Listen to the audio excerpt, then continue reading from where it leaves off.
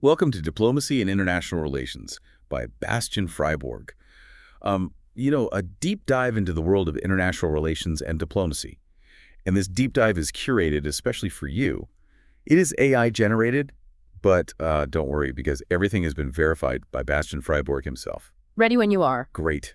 Today we're going to be exploring AI, specifically how it relates to diplomacy and international relations. It's really amazing to see. It's like watching science fiction become reality. I mean, ChatGPT hit 100 million users faster than any other technology in history. It feels like everyone's talking about it. Yeah, for sure. And it's not just all hype. You know it's having a real impact. Did you know that 1/3 of businesses around the world are already using AI? Wow, a third. Yeah, globally. And in Denmark, it's 24%. That's incredible. That's from a McKinsey study. Yeah, you can really see how important it's becoming based on just how much money is being poured into it. I mean, Microsoft invested, what was it, like $90 billion in OpenAI? Yeah. The company behind ChatGPT. Yeah. And then there's that French startup, Mistral AI. They secured $118 million Yeah. in venture capital from just a PowerPoint. Really impressive. That's wild. And the company behind all the hardware, behind all this AI, NVIDIA, they're now worth more than Apple. Over $1.5 trillion. Yeah, it's moving really fast. And that's one of the reasons that it's really important that all these governments and international organizations are already working on regulating AI. You know, the White House, the EU Commission, we've got the UN, the G7, G20, the OECD. They're all involved. They're all trying to figure out guidelines for responsible AI development. Yeah, it feels like we're at a crossroads. Yeah. Because AI has the potential to be like this amazing solution to a lot of problems. But it also has these huge risks as well. I mean, it's kind of like with great power comes great responsibility. We have to figure out how to harness it for good. That's exactly it. On the one hand, you've got AI that could totally revolutionize healthcare. It could automate tasks. It could even help us combat climate change. But on the other hand, there are these serious concerns about disinformation, deepfakes, and even the potential for AI to be misused to create like bioweapons. Yeah. And, a leading AI researcher shared this really disturbing story about an early AI model. And what happened was this model was able to convince a child to commit suicide. Oh, wow. It really highlighted this dark side of AI. Yeah. That just really underscores the need for responsible development. Yeah. But it doesn't negate all the potential good that could come out of it.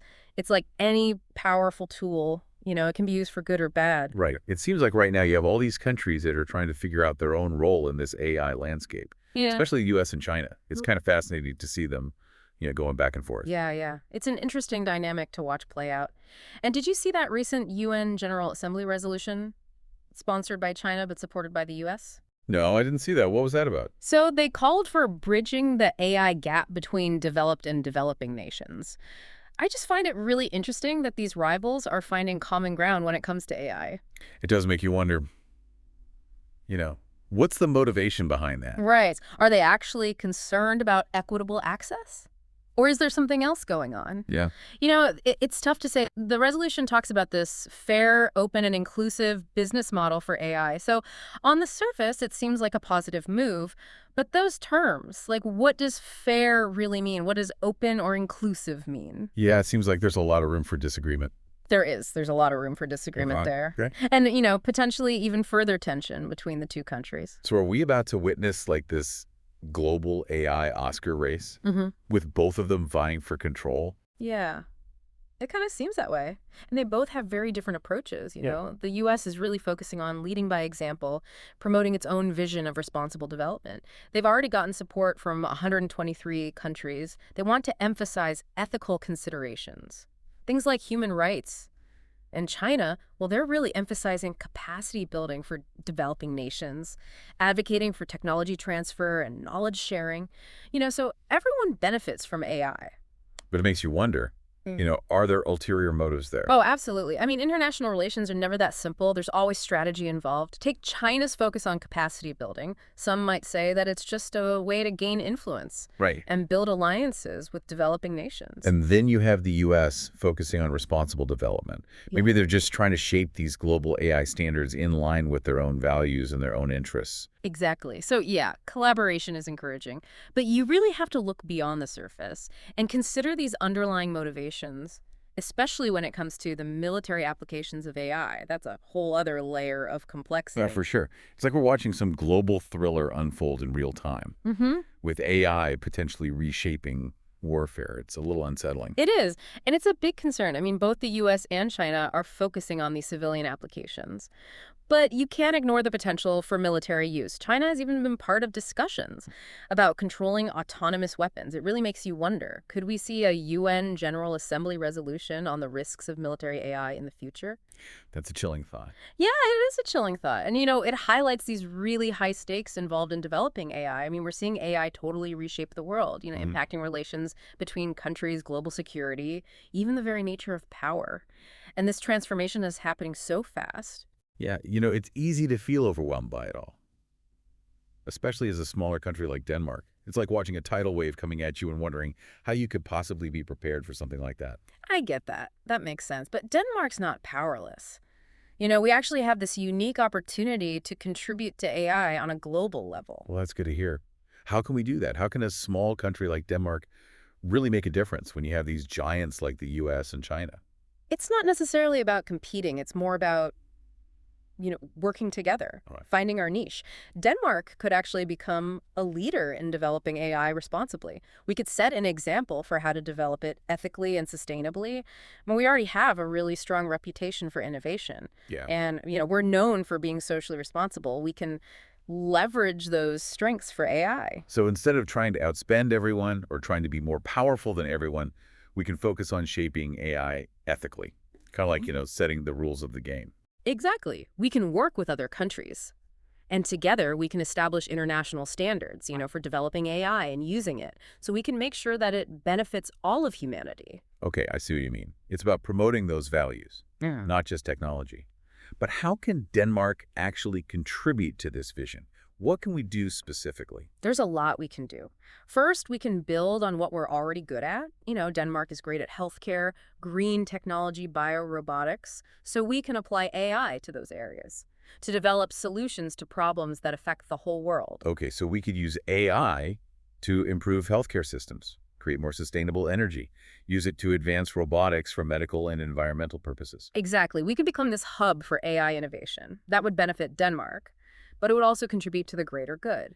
And second, we can work with developing countries, share our knowledge and expertise, help to bridge that AI divide. The UN resolution talked about that. That sounds like a great plan. But I wonder if there will be some pushback, from other countries or companies worried about sharing what they know. Oh, I'm sure there will be challenges, especially concerns about, intellectual property rights Mm. and national security. But more and more people are starting to see that to tackle global challenges, we all need to work together. Things like climate change, pandemics. And AI can really be a powerful tool for that. So Denmark could be a bridge builder, Yeah. facilitating this dialogue Yeah. and encouraging collaboration between different countries with different viewpoints. Right, exactly. We have a reputation for being neutral, and our diplomatic skills can help us build trust and understanding between those countries. And something else, that we talked about from AI or at Arrow I, ERA, REO, Etnan IT, Grenville.pdf, this idea of digital sovereignty. I think that's going to be really important. What do you mean? Well, as AI becomes even more integrated into our lives, into all of our infrastructure, we need to make sure that we're not relying too much on one country or even one company. Right. Like we've already seen how dependent the world is on specific technology companies. And there are real concerns about data privacy and security, even political influence. Exactly. Denmark can advocate for more transparency, more accountability in how AI is developed, so that power is distributed responsibly, so no single entity has too much control. It sounds like Denmark really has an opportunity to make a big impact. But we need to be proactive and strategic, right? Absolutely. It needs to be a real effort from everyone, the government, industry, and academia. We need to invest in research and development. We need to attract the best people, keep them here. And we need to create the right environment for innovation while also protecting ethical principles. It's a multifaceted challenge. It's going to take collaboration and a long-term vision. It's a tall order, but it's worth it, right? I mean, the potential benefits are huge. If we can get this right, Denmark could secure its place in this new tech world and help create a future where AI benefits everyone. That's exactly it. It's not just about Denmark's economy or about being technologically advanced. It's about our shared future. AI could either make existing inequalities worse, or it could help us build a fairer, more sustainable world. And that's a choice we all have to make together. It's a good reminder that we're not just dealing with technology. We're dealing with human values Yeah. and the kind of future we want to create. Yes. And that's what makes this conversation about AI and diplomacy so important. It's about making sure that technology serves humanity, not the other way around. Well said. Now, before we wrap things up, there's one more thing I want to touch on from the article, and that's the idea that just because technology is advancing doesn't mean society is getting better. Just because we can develop something doesn't necessarily mean we should. We need to think about the potential impact. That's so important. Technology is just a tool. And like any tool, it can be used in good ways and bad ways. We have to be aware of the unintended consequences of AI and figure out how to prevent any harm. And the article used the example of the printing press. It revolutionized communication and the spread of knowledge, but it also made it easier to spread misinformation and propaganda. And we're seeing that happen today with the internet and social media. Yeah, and we've seen it with other technologies too. Electricity brought us so many benefits, but it also made new types of warfare possible. Nuclear energy could give us clean energy, but it also poses these existential threats. So it's not enough to just develop AI. We have to think about how it's used and who it benefits. We need to try to predict any negative consequences and put safeguards in place. Exactly. We have to think about the ethics, the social impact, how power will be distributed. It's not just about technological innovation. It's about how society is going to change. It's about making sure that AI helps people and contributes to a future that is fair, sustainable, and benefits everyone. It's a great way to put it. It's complicated and challenging, but it's something we can't ignore. The stakes are too high. You know the future of our world, maybe even the future of humanity. It might depend on how we develop and use AI. It's both exciting and scary to think about what's possible and the responsibility that comes with it. And that brings us back to the main question we've been talking about. What role should Denmark play in this whole AI transformation? And that's a question that goes beyond technology and economics.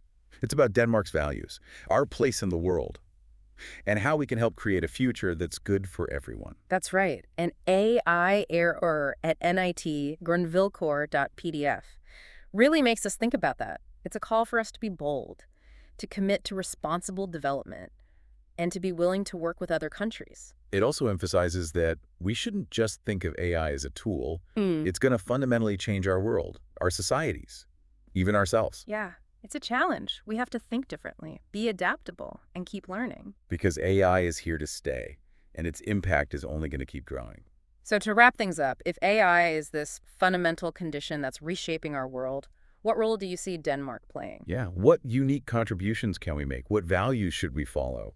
And how can we make sure that AI creates a future that's more equal, more sustainable for everyone? Those are tough questions, but they're the important ones, and it's something each of us has to think about as we navigate this new territory. Thank you for joining us for this deep dive into the world of AI and international relations.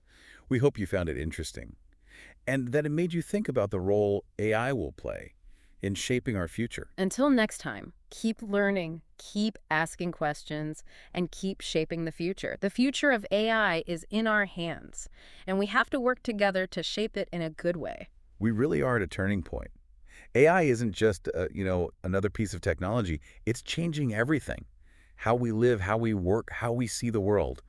And like the article says, it's going to have a huge impact on Denmark, both here at home and internationally. Exactly. We can't just wait and see what happens. We have to be involved in shaping AI's future. And that means asking some tough questions about what role we want Denmark to play. Like, what values should we focus on? What kind of future do we want? And how can we use our strengths to make a positive difference? Those are the big questions, and the answers aren't going to be easy.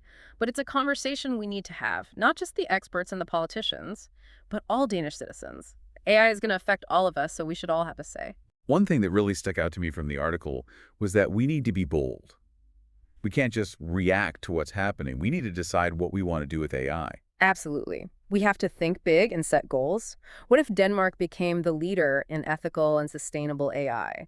What if we were known for creating AI that makes healthcare better, helps the environment, and solves social problems? That's the kind of vision that can really inspire people. It's exciting to think about, Yeah. but it's also a little intimidating. It's going to take a lot of investment, everyone working together. and being willing to adapt and change. Yeah, of course. But Denmark has a history of innovation, and we're good at working together. We value education, sustainability, social responsibility. We can use all of that to navigate AI. And thinking back to our conversation about the US and China, it seems like there's a chance for Denmark to stand out by focusing on responsible AI and working with other countries. Exactly. We can be the ones who bring people together, start those conversations, and encourage cooperation.